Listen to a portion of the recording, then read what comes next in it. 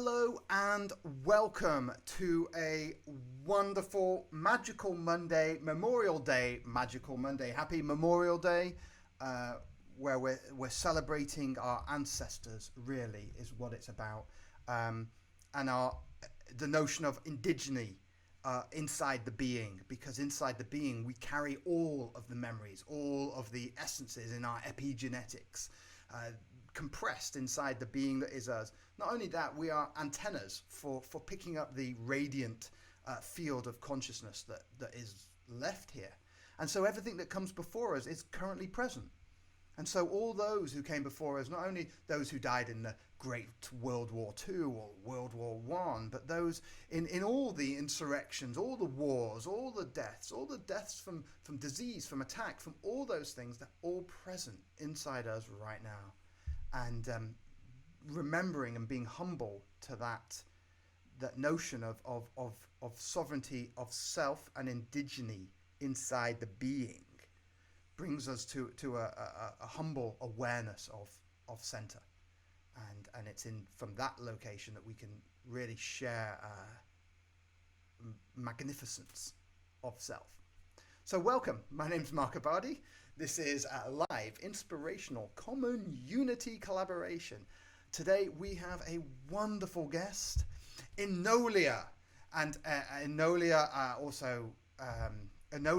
is also named Changing Times Woman. It was her spiritual name given to her.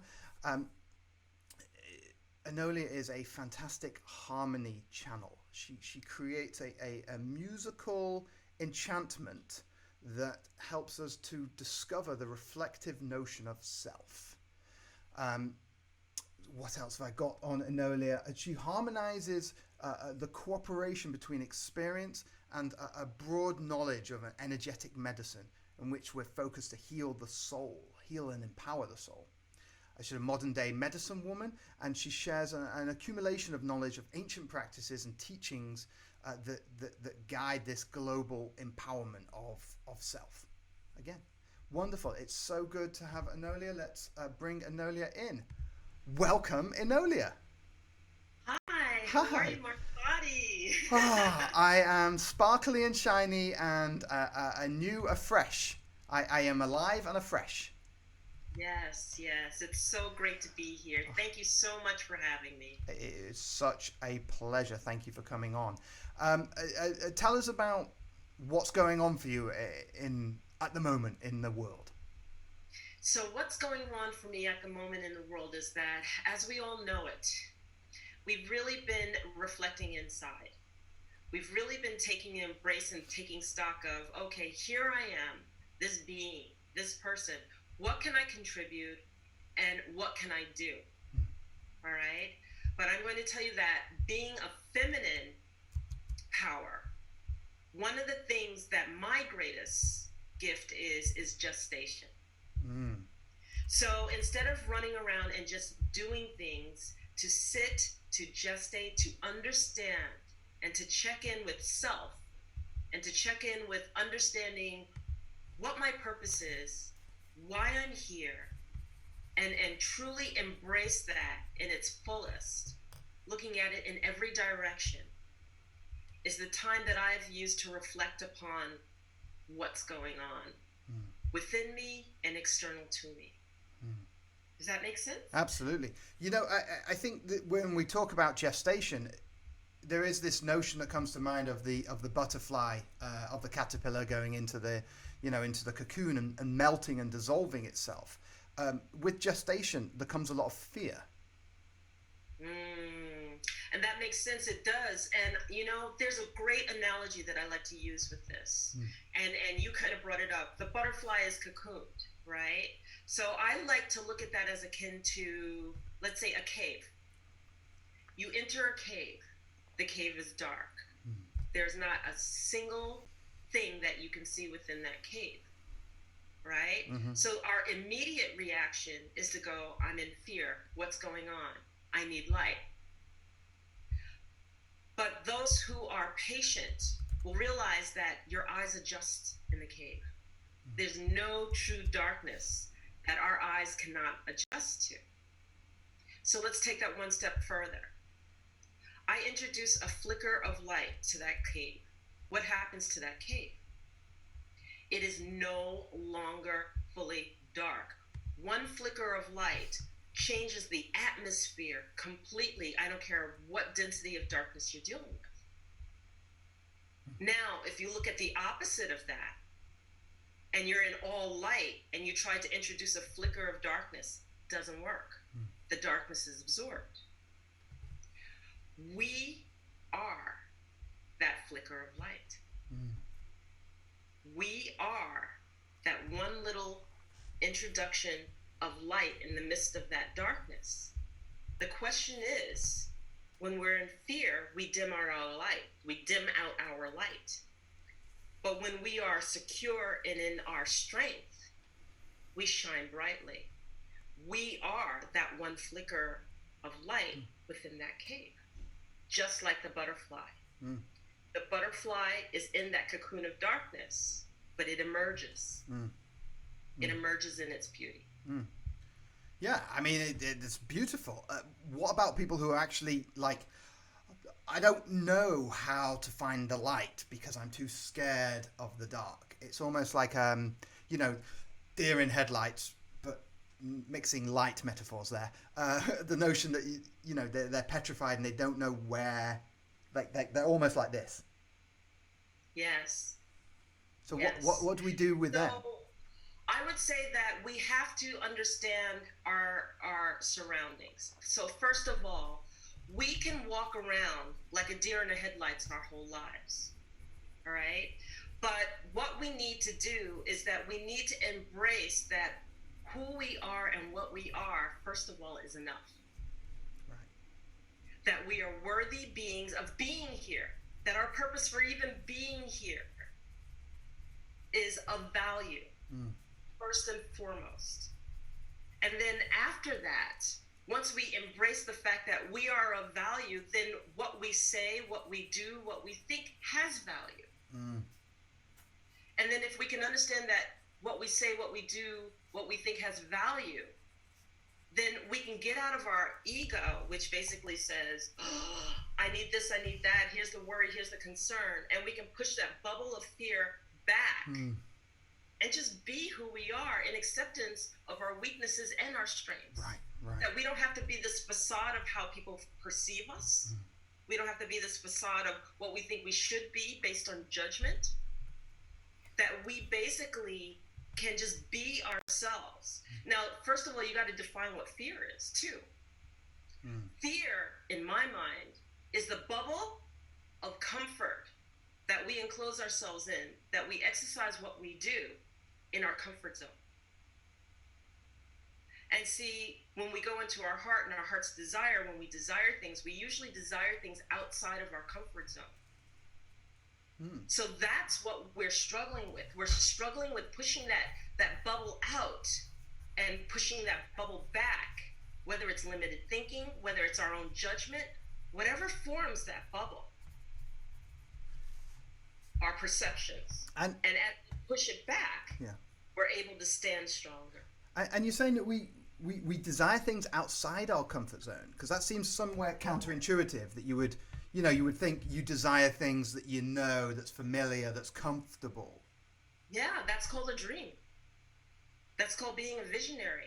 We perceive ourselves being a great surgeon one day. We perceive ourselves having a successful business. We perceive ourselves talking to the masses. But when we get in our own way, what do? We derail our own dreams by saying, but I don't have the money. I don't have the this. I can't do it. I don't know. I don't have the support. I don't know where to begin. We use these excuses. It's almost like excuses to stay within the comfort zone then. Exactly. Right. So our growth happens outside. That's lovely. I want to just revisit something you said about accepting that we are good enough right now. And I think, with this Memorial Day and how I started to introduce the notion that everything that's come before us has brought us here. But in fact, not only are we enough for right now, we are honored like guests. We are the honored all of us here on the earth have been, if you like, chosen by evolution, by God, by spirit, whatever word you want to use. But we are honored guests of those that have come before us, have literally selected us. Yes. Yes.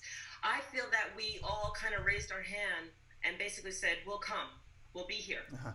We're ready, and we'll do it." And then that brings us back to, well, if we raised our hand, what is our purpose? And it's interesting. I love reading ancient texts, and I was playing with not playing with, but reading the Emerald Tablets.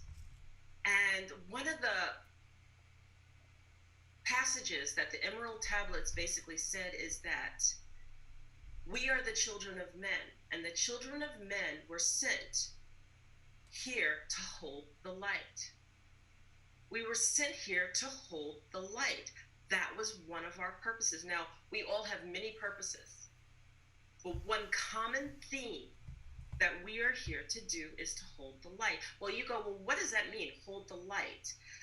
Well, when we look at our thinking, when we look at and how does the Emerald Tablets put it, when we look through the veil of the night, we're looking through the bondage of how we think, our limited thinking, our limited perceptions in this world. And to hold the light is to know that you're worthy, to know that you're of value, and to hold that positive thought, voice, and strength within you right here and now. Because one thing that is always constant, law of vibration tells us, is change. Things will change around you constantly. It's like being akin to that lighthouse that's in the midst of the storm. The storm swirls around you. It changes. It rains. The wind gusts. It floods. It does everything. But what does that lighthouse do? It holds its steadiness by being that beacon of light. And those who are lost in the storm find that lighthouse. And those who choose not to look for the lighthouse are lost in the storm. But that lighthouse is steady, it's constant, it knows what its job and its purpose is to do, which is be the beacon, be steady, bring in that light. All right, so in this metaphor, where is the lighthouse? The lighthouse is you. The lighthouse is within you. You need to be that steady beacon no matter what the chaos is around you. That is our common theme, and this is what I love about ancient texts, because that text was written 2,500 years ago. Those tablets were found. And it's telling us the children of men are the light. That is their purpose here. So what are we? We are that beacon of light. Where are we that beacon of light? Right where we are. You are that beacon. I am that beacon. Everyone whose heart is touched is that beacon. That is your purpose. So those people who are lost going, what should I do? What should I do? What should I do? Stay positive. Hold the light. Be the beacon. When someone interfaces with you, show them that love. Show them that steadiness and that strength within you, because that is a ripple effect. Yes. So let's talk about that. How does one be the beacon? Because the notion that we're talking about here, the bearers of light, Lucifer, is that we're all the bearers of light inside. We all have that beacon inside us. So if people are like, who am I? What do I want to do? And almost like, because the thing I'm noticing is a lot of people's identity of who they thought they were has crashed, because all the habit patterns that were in the world outside that were maintaining who they thought they were have now gone. And so they're kind of, it's like withdrawal symptoms. Yes, it's beautiful, because really think about this. We became our roles. We became our roles. We were the good daughter. We were the good worker. We were the good sister. We were the good brother.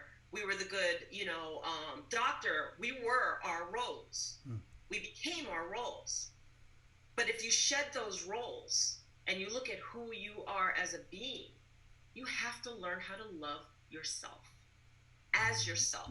You have to realize it's not about what you do, but who you are. You have to realize that the strength within you Your voice is powerful because it has vibration and it has a ripple effect.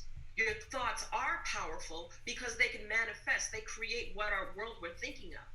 If you think of the great leaders in our world, let's just take Nelson Mandela, for example. Mm-hmm. And he was a free man, and then he was imprisoned. But he was never imprisoned because the bondage of imprisonment is the mind. And so he showed his freedom with some of the most noteworthy writing in prison because it was free here. And our outside circumstances are always going to be our outside circumstances. So that connection to the people was still just as powerful in his letter writing than his walking around and doing lectures. I mean, you know, it's interesting what you said there. I really like that. It's not about what you do, but who you are. And at our core, who we are is bearers of light. We're all the beacons that are honoured guests of the ancestors of this, of not only of this land, but of this planet, and not only of this planet, but of this universe.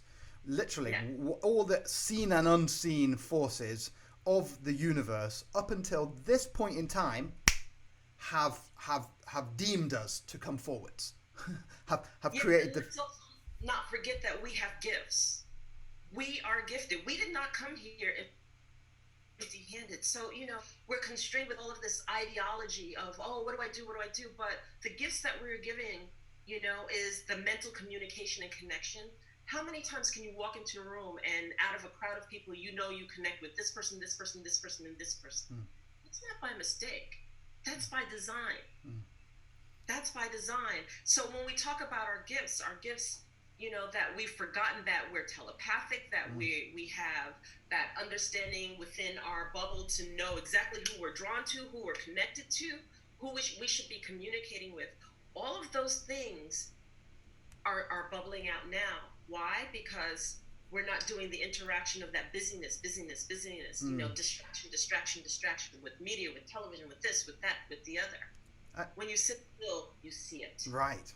And it's almost like the first opportunity we've had in eons to exist without a society inflicting upon us what we should do. And it's like we run around going, I got to do like this, I got to do that. And really what we need to do is we need to allow the other part of our brain to be engaged so that we can be. And then as we are being, that intuitive sense of when we're ready to do, we'll know what our purpose is. Right. Exactly. And it's almost like this union. Can you talk a little bit about the union of opposites? Because there's always this movement of, oh, do that, oh no, do that. Like go out and activate, or sit and meditate. Like well, see, the thing about it is that, again, I go back to the law of the universe, which is like the law of gender. Okay, we all have a masculine and feminine side, right? And the feminine side knows how to gestate, sit still, and everything, and then the masculine side is more of the do. We have all been engaged in the masculine side. We were trained that way. Right.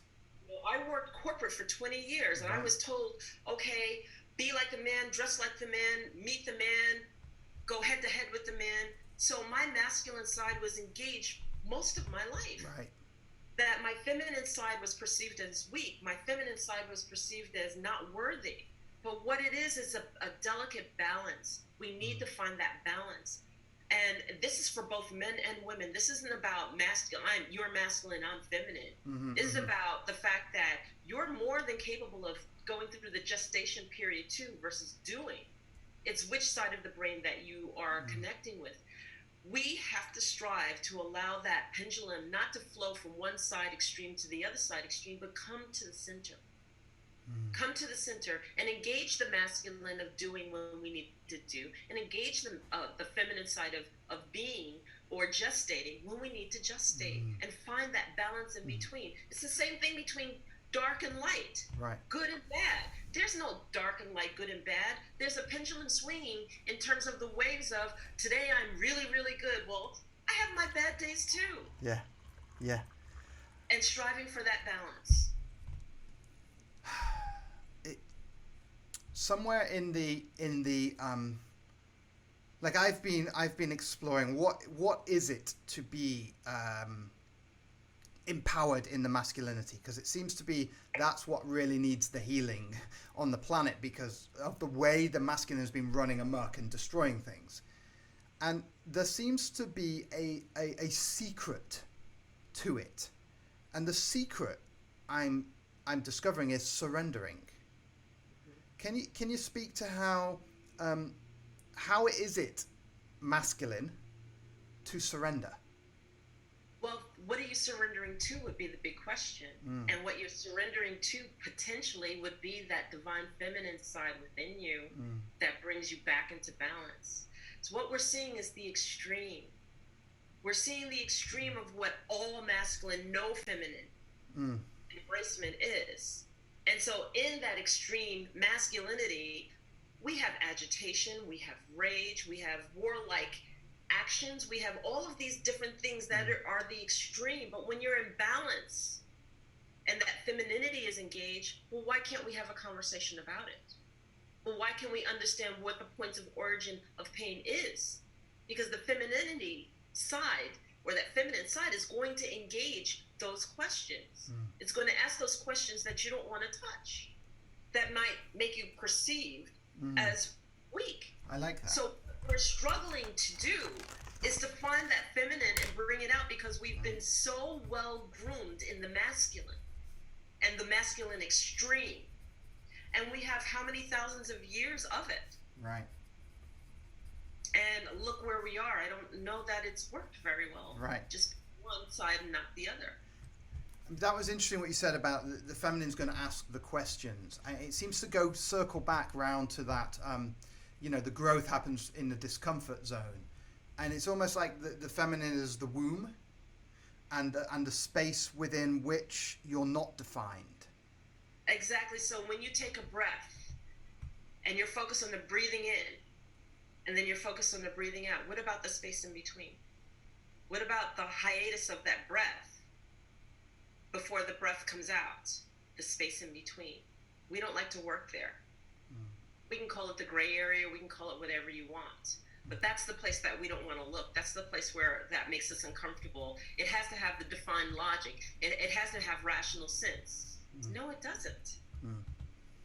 It's quite interesting that nature grows in pulses of energy. It doesn't. For example, when you send a light, you shine light on a cell. It mitoses. It splits better if you pulse that same light rather than just beam it. If you interrupt the pulse, if you I'm sending it, now I'm not. I'm sending it, now I'm not. Sending it, now I'm not. And the best pulse is coincidentally at the same sort of resonance as the Schumann resonance, 7.8 hertz, a hertz a beat per second. But it's interesting that nature pulses, and the one thing that unites everyone on the planet seems to be music. Can you speak to how music can be used to remind us of the pauses between action? Well, you have to look at it a couple of ways, and I want to go back into what you're saying, that pulsing light. We're that same being. When we get a dose of sun and then it's gone, and we get a dose of sun and then it's gone, and I'm sure that people feel this now because they've been inside so long, right? We do not flourish. We aren't flowers. And nature brings out the harmony and the light and the recharge and all that we are as beings, as vibratory beings. What I love about sound and about music is that vibration, we directly align with that vibration. I want to refer back to Dr. John Berlew in tuning forks and human tuning, okay? Whether it's aphasia or whatever. When he put himself in a chamber that was completely silent, okay, eliminating all sound in every regard, he realized he could still hear sound, and he was like, what the heck is this? Why am I still hearing sound? It's because we are in harmony. Our body parts Mm. physically make a sound and vibrate at certain levels, and he made that akin to a harmonic scale. So our general beings actually react to the key of G. And let's say your liver reacts to the key of A, so we are actually musical in our own being, but we don't listen. We're not attentive. We don't check in, most of us. We are so busy listening to outside sounds. So now you have this. Why wouldn't I respond to music? Key of G aligns my body, because your body aligns and goes to the highest vibration that it hears when it's out of alignment. And this is why music really, really impacts us, especially music that is played at 528 megahertz or 822 megahertz, because that's directly in alignment to our physical beings, to our actual body parts and internal organs. And we are in our joy and our harmony. And that's why it's also been found that when toning and certain tonings are done for people who are extremely sick, that it actually heals them. So to me, that's just a whole world. And isn't it interesting that the music industry doesn't typically play music in that 528 megahertz or that 322 megahertz? It's usually done outside of that sound, that it's specifically noted, like the musician specifically knows that they're in 822 megahertz or the specific megahertz that the body responds to the most. So I'm sorry, you're saying the musical industry plays those megahertz or doesn't? Doesn't. So The artist typically will align to. I specifically, like when I was doing a meditation CD, I could have played anything. You grab background music, but I realized when I was doing it, it was like, no, I want something that the body I know specifically will align to, and that's 822. I don't have my math here. Yeah. 528. Well, why would the music industry not take advantage of that and pump out music that is in that frequency range? That's an interesting question, and I do a lot of research and reading, and I know that in my readings, it was a conscious choice. It was a conscious choice that standard music, and I think I was reading about Pythagoras, believe it or not. Absolutely, Pythagoras started the musical scale, and with the about Pythagoras, and Fibonacci a lot of sequence. decisions were made so long ago that all we've done is just followed. And then somebody later discovers, oh my God, but if you did it 522, I realize, or 528, I realized that I can get a better response. Why is that? And they go back and they realize that, well, Pythagoras found that out years ago. Solfeggio found that out years ago. Well, why aren't we using it? So that's interesting. You bring up an interesting point about tradition. That this is one of the things I've rebelled against in my life more than anything. Is this notion of tradition, or even the notion of a lineage. Now, lineage is thrown around as a really sexy word amongst the spiritual community because, oh, what lineage are you from? Oh, my master's from this lineage. Oh, I'm carrying this lineage. And it's like, I wonder, where is the edge between people blindly following a tradition because it's what we've always done and following the wrong pattern, and the connection between honoring a lineage? Mm-hmm. Well, that's a huge question. I mean, we can go on for hours and hours in that, but I'll take my shot at Just it. a couple of minutes is fine. Which is, we all have ancestors. Mm-hmm. We all have ancestors, and it is our hope that we gather the best parts of our ancestors to come forward. And then if I work with you, Mark, and we do ceremony and we bring our ancestors together purposefully, I've taken on your lineage. Okay? So my lineage joins with yours. And if you believe in this aspect of knowing that we can call our lineage forward, we can call our guides forward, okay, to work with us as we explore new realms. That's one of the things that we do. It's a delicate balance between traditions and belief systems. I believe that certain traditions are so beautiful and so right on, spot on. But remember, and I go back to the laws in the universe, everything is in constant change. So how can we take the best of what we know to bring them forward in the times that we are in now? Like I referred to the emerald tablets, and the best of what I saw there is that we are holders of the light, and I think that that message is something that is so prevalent and needed right now. But it doesn't mean that I'm going to go and say, okay, there are the halls of Amenti, I'm going to go find it, and I'm going to go meditate, and I've been there, and blah, blah, blah, blah, blah. I'm not going to take the whole adaptation. I'm going to take what moves forward that touches my heart and resonates with me now. And then I'm going to ask my ancestors to show me clarity as in how I can deliver that message to touch the hearts of others in the right way.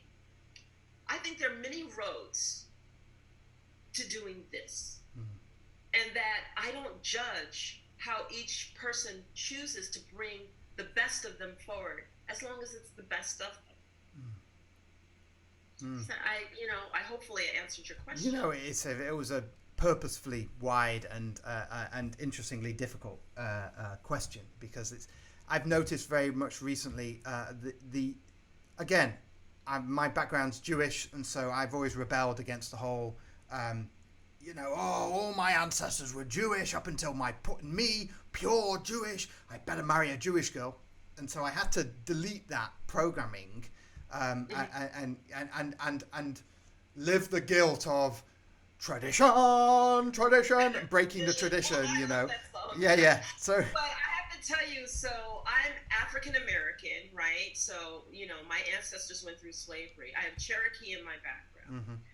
I have studied with Native American grandmothers who embrace me and see me as I am. I have studied with African ancestors. I have studied with New Zealand ancestors. Okay, I've studied with the Waiataha. I've studied with the Mayan. I've studied with a little bit of everyone.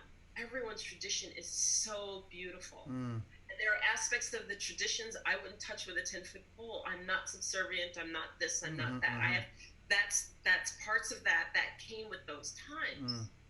But we need to peel away the judgment that we have and look with an open heart, and then understand with an open heart. And that doesn't mean I'm going to run around and say, I'm Native American, this is the one I believe in, this is the only way it can be, or I'm this. The Kabbalah has many beautiful things that I've learned in its mysticism. So those aspects are all a culmination of Enolia. Period. No labels, no this. I'm not Enolia the this or Enolia the that. I am just Enolia, and the culmination of my experiences, my knowledge, and who I am makes up Enolia. And that's the only label that I'll wear right now. All right. Good to know. I'll have to create your own clothing label. And so one of the things that I'm noticing is it brings us back to the idea that we brought up originally about the flexibility, the strength in the flexibility. And something I noticed with the rituals, I've been really embracing ritual practice of late. And once one lets go of the interpretation of the ritual, there's something that joins us underneath all of the interpretation, all of the story. What's that thing that holds, like you've studied all across all these different cultures, all these different rituals and these practices? What's the thing that unites them all beyond the story of them? Love. Love is multidimensional. Wanting the best and compassion for our fellow being. Now, when I say love, it's not just, oh, I love you. Oh, I love my family. Thank you. We're talking about multidimensional love that no matter what negative is practiced, that it is overcome by love, that there is this harmony in the universe, that there is this vibration within us that exceeds all dimensions, this dimension, all dimensions. And this is why I'm saying that love and that light go hand in hand. Because when you stand strong in that love and that vibratory being of who I am and love here, if I'm filled with it, you can put this physical container through anything you want to, because you can't touch what's in the heart, and that's love. So when I am approaching a tribe or anything, and I have a smile on my face, and I come with my heart open, and they see that love versus a sense of entitlement versus a sense of even fear. Fear. Because there's an interesting one there, because you might come and really want to connect with someone's ritual, but you might have fear that you'll trespass on their toes and stuff. Yeah, and what we project is definitely how you're seen, and how you're seen is the first initial reaction of how you responded to. So if I come to you and I'm beaming and I have this love and I am such a different being than you, but I have this, there's something about her. There's something about it, and I want to know her. I don't care what container she comes in and what she looks like or what she's perceived as. There's something I feel here in my heart. Yeah. How? Yeah, sorry. Tapping into that multi-dimensional being that I am. Right. How does love relate to authenticity? Because what if you're feeling shit and you're feeling angry? How does love relate to other emotions that we would class as unloving? That's an interesting question, because this goes back to the love of self. Okay? Now, I can be angry in a really crappy mood, and goodness knows we all have those, right? But if you look at the human being, the mind, if you look at the mind and the ego, we have many aspects of each other, or many aspects of ourselves. There's courageous Enolia, there's the childlike Enolia. Well, childlike Enolia likes rage and be pissy and moany and sometimes even self-destructive, right? But do I have to let her lead? That's an interesting concept, right? I can consciously say, you know what? My child is leading me right now. I'm really crappy mood. I'm pissy. I'm moody. My emotions are like a roller coaster. She's not serving me right now. I need to call on the courageous woman that doesn't do that. Get to the back of the line. Let the courageous woman out. And just acknowledge the fact that the child is a part of me. The child has power, but she doesn't have to have power over me. And so, in those times when I just separate myself, I go through my moods, and then I make a conscious choice of who leads my life when I'm interacting with people. That's interesting that you said about separating the self. One other thing that's come up a lot is this notion of archetypes, and almost empowering different parts of ourselves to be other individual personalities. Do you do any work with archetypes, and do you find that you have conversations inside yourself with the other parts of you as separate from you? Absolutely, I do, because, whether we choose to not, we are beings that have many, many different experiences, and then different aspects of us help us survive those experiences. And because those experiences have been encountered, how could we not? Okay? So the thing is, one, notice and understand that you are made up of all of these variants. My goddess is powerful, but my child can be very destructive. And when I recognize and understand that my child is up, I call on my goddess. However, I have to embrace and love and let my child know, I realize that she's a part of me. She will always be a part of me. I cannot chop off a part of myself. That would be like chopping off an organ. But I can let that child know, guess what? I grow up and I make it and I survive. And your survival tactics that come up that are self-destructive aren't needed right now. And I can heal that child and hug that child and let that child understand that they are loved, they are part of me. I will always embrace them. But they may not lead in my life, especially in aspects and times that I know. Right. So, because there are times you might want the child to come out and play. Exactly. When I hang out with kids, they love me. They're climbing all over me because I'm back, And so it really seems that it's a notion of acceptance, Yes. and Yes. accepting and allowing us to be to choose where we bring our different powers forwards, our different centers of Exactly. self. Acceptance of total self. Yes, I can be really crappy sometimes. I accept that part of myself. Oh, well, having someone outside say, you were really crappy. It's, yeah, I was. Yeah, I remember Right, that right. part of myself.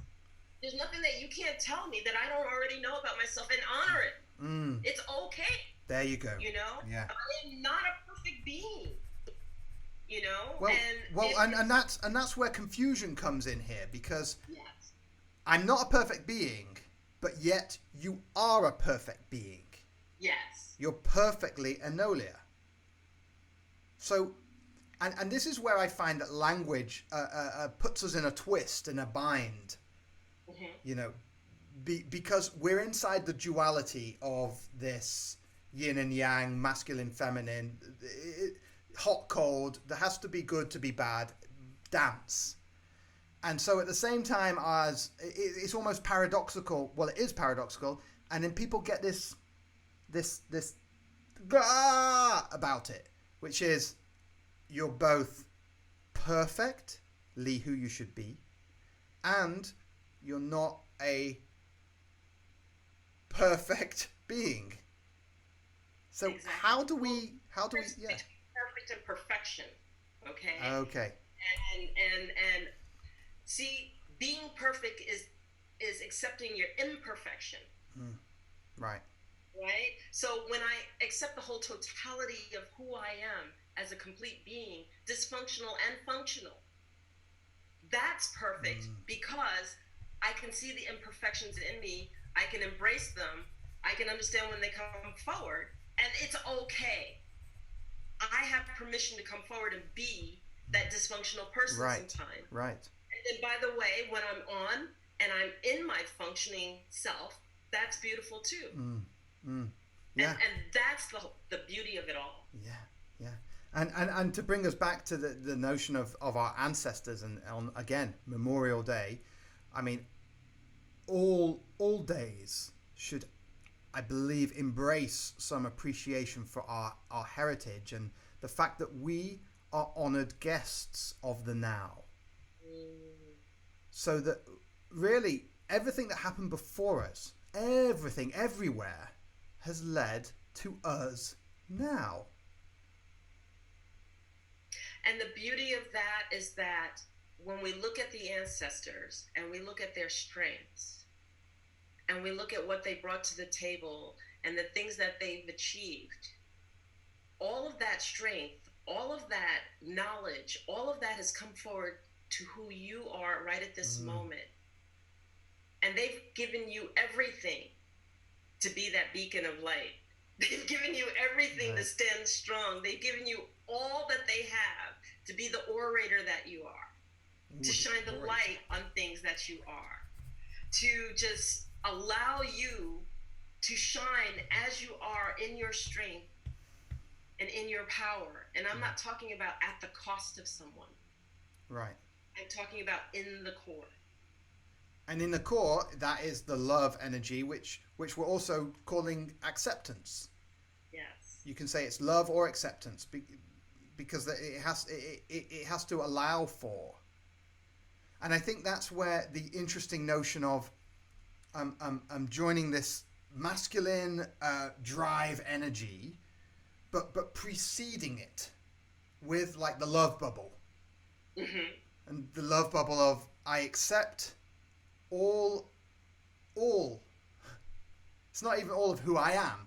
It's just all. All. The all. The because all. Because we are so much bigger than these physical containers. Right. We are a multiverse inside of a container. Each one of us. And then that's why you said, well, why does music affect us? Why does this affect us? Because we connect at so many different levels that we don't even recognize anymore. And we are this multiverse. And if we could just calm our fears down and truly reflect that which we bring forward and are, we're a force to be reckoned with. Mm. There couldn't be any amount of anything that could be done that can contain it. So I sit here and I submit to you how powerful you are, how powerful our listeners are, how powerful I am as this multiverse, and that I cannot be contained by the bondage of just my thought limitations. Right.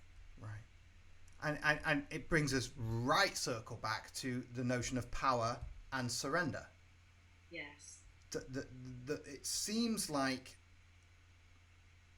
the notion is inwardly surrendering to gain the power. Yes, and I want to emphasize that because in third dimensional world, in our here and right now, people perceive that power is control. It's not. Power through control is limited thinking, because you can't see beyond that control, which is shameful. Is it shameful? Is it their fault? Like, should shame be a thing? Because I have this. No, it's just sad. Sad, right? Yeah, sad. It's sad. It's sad because the limited belief and the limited perception that I'm powerful at the cost of others by stepping on their backs. Right. That I'm powerful because I get to control you because I have better means or not. Right. These are all ego created limitations. Yes. That are so insignificant. And then I'll just go back to the law of change, because everything at a flick of a moment can change. And so, because there's a part of me that is like a rageful not revenger, but like a destructive power. I am very aware of the destructive force that exists within me, and I honor it. And there's a part of me that say, look, I mean, as I said, I'm Jewish, and there's Nazis and stuff, and so if I come across Nazis, there's a part of me that wants to eliminate them, that wants to burn them to smithereens. And we could say the same of all these people who are oppressing and bullying the more gentle of beings. But what is the real? I mean, because that's the masculine. I'm meeting their oppression with another oppression, like my will upon their will, even though, arguably we can consider they're evil and bad. But again, it's like, what is the key to helping those people who are sadly in the oppressive regime? How do we help them to awaken? Think about that. They're in an extreme. I think of the law of correspondence, the seed of your fruit. You are what you came from. So sometimes you don't realize what's right or wrong or anything. You just know because this is the belief system that you grew up in. I think about the yin and yang because we all have dark and light in us. It's not balanced. It is balanced. Where does that pendulum swing? Right? We have people who truly believe that they're in help of others by forcing and commanding certain things. And what we need to realize is that the imbalance is that pendulum's all the way to the right instead of in the center. There is got to be a way that opens the heart, that recognizes that there are other ways and means of doing things. And again, I look at the passive resistance in our histories, because everything goes in cycles. Everything goes in cycles. And I look at some of our greatest leaders like Gandhi, like Martin Luther King, passive resistance. How did they get across? I know it was at the cost of lives, I know, but they all did not go back fighting and trying to meet them at their level. Right. They came back and they said, you may have my physical container, but you cannot, really what this amounted to is you cannot move my mind. You cannot move my heart, and where my heart awakens to. So they may have brushed everyone into the jails, but are they going to fill the jails with 30 billion people? No. At a certain point, it was like that sit-in. I can't keep filling my jails. I can't keep everyone. Right. So at a certain point, something had to give. And again, what did they have in common? They had that free mind. They had the freeing of their mind and their hearts. You could not enslave the thought, the passion. And that freedom, we all have that freedom. We all have it. We all have it. We just have to choose to keep that front and forward in the midst of anything. Right. My first teacher used to say about, where do you put your center of gravity? Where do you put your center of self? And we can put it in, it's like, we've got a breadth of areas where we could choose to sit in. We sit in our child. No, I'm not moving. I'm not going. Or we sit in, and again, that compassion that they held seemed to give them a power, and but through surrendering. And I want to bring it back to something that I always saw, like, there are things that are in front of us that tell us the story all the time. Go back to orphanages, and go back to having too many babies in the orphanages. And the nurses would try to hold a child a minute a day, and then some children wouldn't get held. And then those children who were not held were the ones that ended up having a harder life, because they never discerned what it felt like to be held, to be loved, to have something tender, to have affection. And then the ones that were able to get affection did not have that issue. So to me, right from the beginning, that love, that compassion, that responsive love. I also remember seeing a case study on a child that was a teenage boy and went to the parents were so excited to adopt him. And he was a masochist. He basically would fight and kick and scream. And I remember in the case study, I was overwhelmed because I was like, there's no way. I don't know if I had the wherewithal. But that mother forced that child to be hugged for an hour every day, And I think she started at 14, she ended at 17. And that kid got up at 17, 18 years old and testified how his mother never gave up on him. And how he would kick, scream, bite, fight, everything. But in the end, he realized what love was, and it took that long for it to penetrate that hardcore shell that he put, that defense mechanism that he put. But that multi-level love of that mother saved his life. You mentioned a word that keyed into me. It's affection.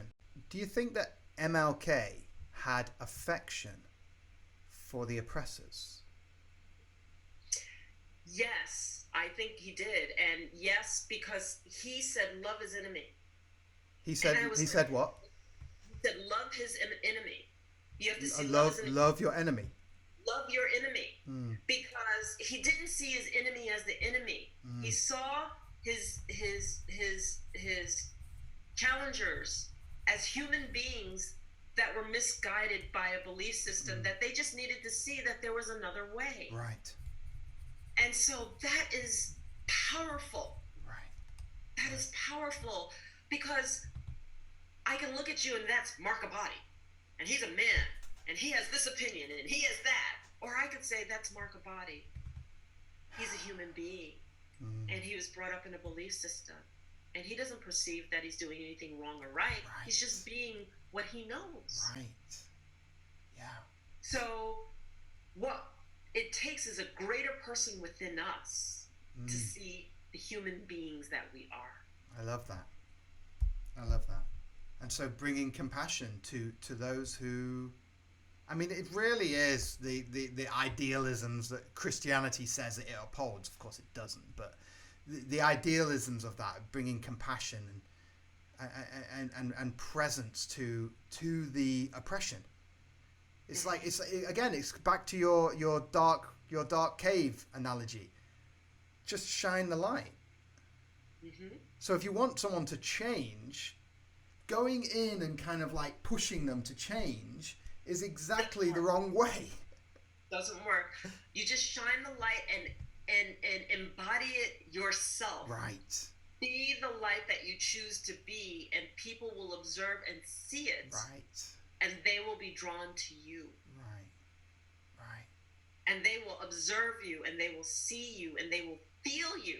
Because you can't deny what you feel. You can lie verbally about about anything you want to, but you can't deny what you feel. Right. And you can either embrace it or be in fear of it. But at a certain point, if you constantly feel that way, you can't deny. Well, you can deny, but it's there. It's a truth. Seems rather pointless to deny. Be the light. I like that. Be the light that you are. I think that's what we circle around to. Enolia, it has been such a deep pleasure. Tell us about how people can get in touch with you. What's going on? What are you doing? You're seeing clients. You're doing seminars.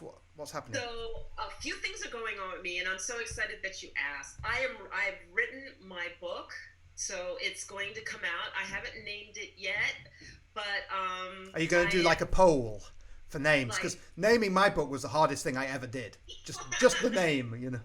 But just keep your eyes out for it. I will announce it on my Facebook and on my website. I can be followed on Facebook at Enolia, just Enolia. And my website, Enolia.live, is there for anyone who wants to see the work that I do. I do session work, I do group work, drum making and ceremony, all kinds of things. Nice. I am currently holding classes on your basic self, and I'll be introducing Walking the Path to Realization Dreamscapes, so we can do some higher level studies. Nice. I'm excited about that. And then also... These are online classes? They're online classes? Online classes that anyone can join at any time. If you go to Enolia Live, yeah. Also, just launched and then still in the process, we're pending, but my nonprofit, and that is at Expressions of Humanity Foundation is what it's called. And the website link is expresshumanity.org.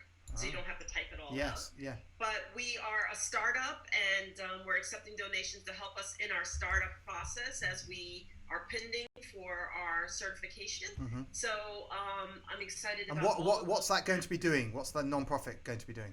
That nonprofit has taken on a handful of projects to be able to help humanity.